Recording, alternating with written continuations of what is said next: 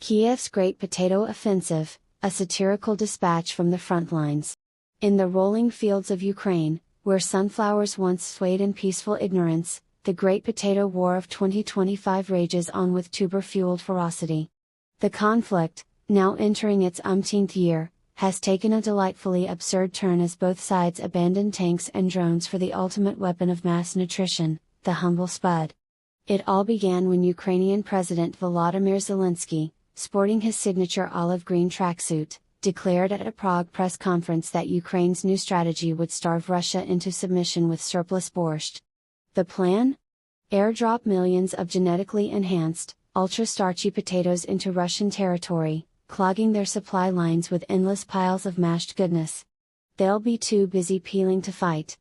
Zelensky proclaimed, as Czech President Petr Pavel nodded sagely, secretly craving a side of pierogies. Russia, never one to be outdone in absurdity, retaliated with Operation Vodka Volley.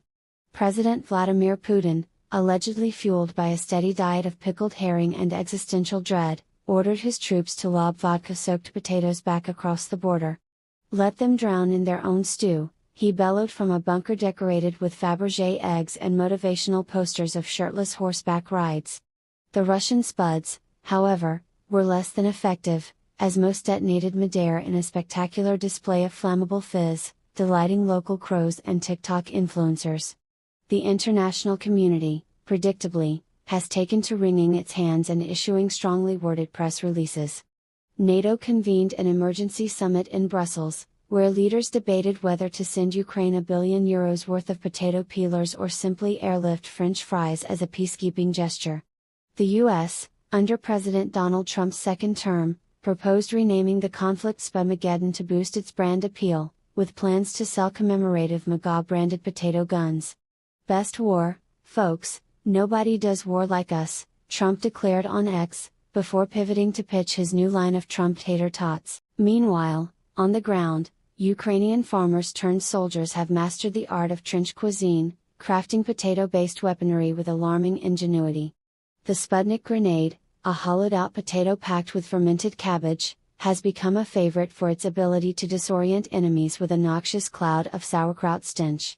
Russian conscripts, demoralized by their own army's reliance on expired instant mashed potatoes, have begun defecting in droves, lured by rumors of Ukraine's legendary potato pancake rations. Civilians, caught in the crossfire, have adapted with grim humor. In Kyiv, hipster cafes now serve deconstructed borscht lattes, while Moscow's black market thrives on smuggled Ukrainian Yukon golds, traded at prices rivaling caviar.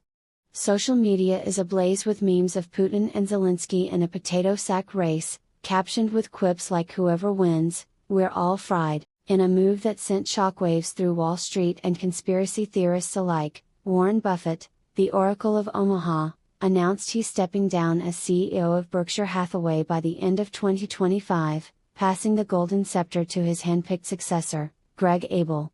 The 94-year-old investing legend, known for his cherry Coke-fueled wisdom and folksy quips, cited needing more time to perfect his bridge game as the reason for his departure.